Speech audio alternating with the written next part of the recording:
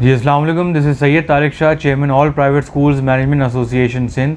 और बहुत सारे लोगों को इश्यूज़ हो रहे थे, बहुत सारी कॉल्स हमें मौसूल हो रही थी कि स्कूल्स को भी कन्फ्यूजन था, स्टूडेंट्स को भी कन्फ्यूजन था, पेरेंट्स को भी कन्फ्यूजन था कि जो नया सिलेबस है वो क्या है। और अगर जो जो कम टाइम रह गया है तो स्कूल्स की यही कंसर्न था कि रिड्यूस सिलेबस क्या होगा। जो गवर्नमेंट ने पहले अनाउंस किया था एप्समा की इसकी जो प्रेस कॉन्फ्रेंस हुई थी पहले, उसमें हमने यही रिक्वेस्ट की थी कि रिड्यूस सिलेबस जो है वो लाया जाए, ताकि जो कम टाइम रह गया उसमें हम बच्चों को स्टैंडर्ड लर्निंग आउटकम्स के तहत पढ़ा भी सकें और उनका टाइम जो कम रह गया उसमें हम उनको वो सिलेबस कंप्लीट भी करा सकें। तो मैं एक तो चीज़ आपको बताऊं, देखिए सब्जेक्ट्स जो हैं वो 9th और 10th के चेंज हो गए हैं। 7 सब्जेक्ट्स अब होंगे।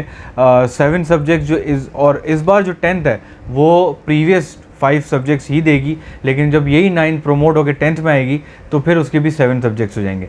तो वो हम आगे गाइड करेंगे, लेकिन इन करंट सिचुएशन क्या सब्जेक्ट्स पढ़ाए जाएंगे वो हम आपको यहाँ गाइड कर रहे हैं। कि एक तो क्लास 9th के अंदर ग्रेड 9 जो है उसके अंदर आपको English, Urdu, Islamiyat, mathematics, physics, chemistry and biology, ये सारे सब्जेक्ट्स जो हैं 7 सब्जेक्ट्स ये पढ़ाए जाएंगे। और ग्रेड 10 के अंदर जो मैट्रिक है उसमें इंग्लिश, उर्दू, इस्लामियात, मैथमेटिक्स और फिज़िक्स जो पहले पढ़ाए जाते रहे हैं। तो अब जो रिड्यूस किया गया सिलेबस उसका लिंक भी जो है हम आपके इस वीडियो में नीचे शेयर कर देंगे, ताकि आप लोग उसको और डिटेल में देख लें। और वैसे तो सोशल मीडिया पर ऑलमोस्ट सबको मिल गया है। सेकंड चीज़ ये है कि कुछ कन्फ्यूजन्स इसके अंदर लोगों को थी, जिसको हम क्लियर करना ज़रूरी समझ रहे हैं कि उर्दू जो है वो मदर टंग भी है और सिंधी भी मदर टंग है। तो अब उसमें वेरी करेगा कि उर्दू कंपलसरी या सिंधी कंपलसरी ऑप्ट कौन कर रहा है। ये ऑप्शन है, दोनों साथ नहीं होंगे। तो इसके साथ साथ जो है जो सिंधी है वो इस बार ना 9th में पढ़ाई जाएगी ना 10th में पढ़ाई जाएगी, क्योंकि नया सिलेबस जो आया है उसमें जो सिंधी है वो ग्रेड 10 में पढ़ाई जाएगी। तो जो हमारे जो ग्रेड 10 में स्टूडेंट्स हैं वो ओल्ड पैटर्न पे चल रहे हैं, तो वो जो कि वो 9th में सिंधी पढ़ चुके हैं। तो इस बार सिंधी बिल्कुल ही नहीं होगी, नेक्स्ट ईयर से ग्रेड 10 में सिंधी पढ़ाई जाएगी। तो इसके साथ साथ जो एक कन्फ्यूजन है कि रिड्यूस सिलेबस जो है वो उसमें सारे चैप्टर्स हैं, कुछ चैप्टर रिड्यूस नहीं हुआ है। तो मैं आपको बताऊं उसमें चैप्टर बेशक रिड्यूस नहीं हुआ है, लेकिन उस चैप्टर के टॉपिक्स को कट कर दिया गया है, कम कर दिया गया है, ताकि कम टाइम के अंदर हम वो जो चैप्टर है वो बच्चों को कवर करा लें और कुछ मिस भी ना हो, और बच्चों के जो है वो जो एक लर्निंग आउटकम्स होते हैं वो भी अचीव हो सकें।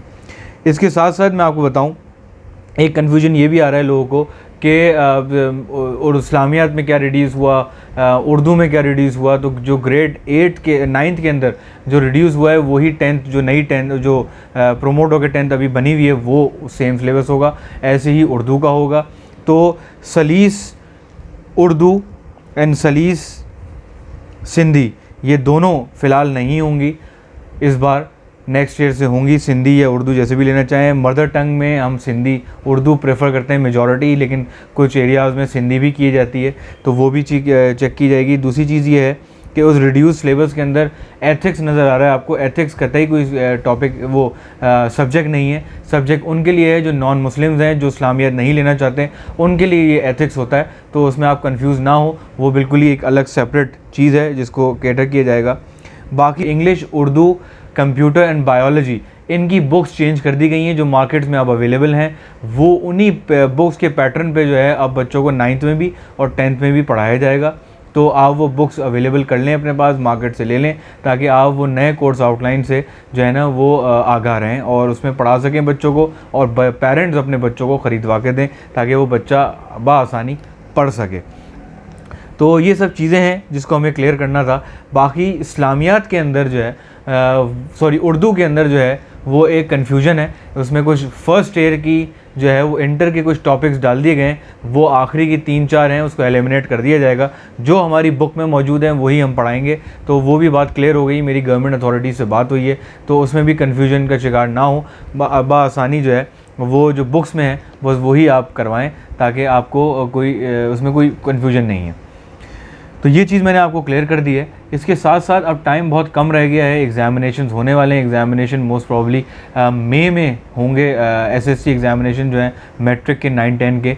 तो हम सबको प्रिपेयर्ड रहना है कि ईद के फ़ौरन बाद जो है वो ये पेपर्स होंगे। मोस्ट प्रॉब्ली अभी फाइनल नहीं हुआ है। स्टीयरिंग कमेटी का जब इजलास होगा जिसमें सईद गनी साहब जो एजुकेशन मिनिस्टर हैं वो चेयर करते हैं, तो वो भी बहुत जल्द एग्जामिनेशन शेड्यूल आपके सामने आ जाएगा। लेकिन we have to be prepared for the examinations. तो हमारे पास जो अभी हम अक्टूबर में हैं, तो अक्टूबर, नवंबर, दिसंबर, जनवरी, फरवरी एंड मार्च, ये हमारे पास सिर्फ 6 मंथ्स हैं जिसमें हमें सारे सिलेबस कंप्लीट करना है। और ऑल्टरनेट डेज़ है, मैं इस बात को बिल्कुल समझता हूँ कि 154 डेज़ तो मौजूद है हमारे पास, लेकिन उसको भी हाफ़ कर लें क्योंकि जो बच्चे हैं वो ऑल्टरनेट डेज़ आ रहे होंगे, तो बहुत कम टाइम है हमारे पास। सेकंड चीज़ ये है कि इस बार विंटर वेकेशंस ख़त्म कर दी गई हैं, तो there is no winter vacations. अगर खुदा न खास्ता कोई बहुत ज़्यादा कोल्ड वेव आ जाती है तो फिर उस वक्त जो है ये डिसीजन लिया जाएगा कि स्कूल्स आया उस पर्टिकुलर डे के लिए या उस पर्टिकुलर कंसेक्यूटिव 2 डेज़ के लिए, जो भी सिचुएशन होगी उसमें स्कूल खोले जाएँ या ना खोले जाएँ।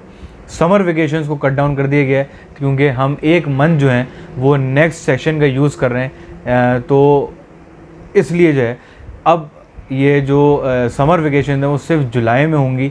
1 मंथ की समर वेकेशन होंगी कि ऑलरेडी 6 मंथ्स की हॉलीडेज़ बच्चे जो हैं वो घर बैठ चुके हैं, तो अब हमें मज़ीद हॉलीडेज़ जो है ना नहीं कैटर करनी चाहिए, स्कूल के वर्किंग डेज़ को ज़्यादा अहमियत देनी चाहिए। तो ये सब बातें थी जो आपसे सबसे क्लियर करनी थी, आप सबको आगाह करना था कि नई प्रोग्रेस क्या आई है। तो बाकी और भी कोई कन्फ्यूजन्स हो तो all private schools management association Sindh के नाम से हमारा फेसबुक पेज है, आप लोग उसको व्यू करें, ग्रीन कलर का लोगो है, आप अपडेट से आगाह भी रहें, उसको लाइक कर लें और जो भी मामलात हों वो आप उसमें देखते रहें। सेकेंडली जो हम वीडियोस जो अपलोड करते हैं वो BCGS न्यूज़ में अपलोड करते हैं, तो आप उस चैनल को भी सब्सक्राइब कर लें ताकि डे टू डे अगर कोई भी डेवलपमेंट्स आती हैं तो हम उस चैनल पर वीडियोज़ अपलोड कर देते हैं। तो बस ये सब चीज़ें थी जो हमें आपको क्लियर करनी थी। और मैं यहाँ पर जो है ना न्यू स्कीम जो है स्टडीज़ वो हम यहाँ पर मैंशन कर देंगे आपको कॉमेंट बॉक्स के अंदर, और आप लोग उसको व्यू करें और अगर कोई कन्फ्यूजन हो तो हम हाजिर हैं। Thank you so much. Allah मियां हम सबको अपने हिफ्ज़-ओ-मान में रखे। और एक और चीज़ मैं आपको बताऊं, बड़ी अच्छी डेवलपमेंट है कि NCOC का इजलास कल हुआ जिसमें स्कूल्स को अप्रिशिएट किया गया कि SOPs कितने अच्छे फॉलो किए, बढ़ चढ़ के फॉलो किए, और अब जो है वो स्कूल्स जो हैं अब बहुत प्रॉपर्ली कर रहे हैं, तो स्कूल्स को इंकरेज किया गया। तो बस इसी के साथ कि अल्लाह मियां कोरोना से हम सबको महफूज रखे और अपने हिफ्ज़-ओ-मान में रखे। बहुत बहुत शुक्रिया। अल्लाह हाफ़िज़।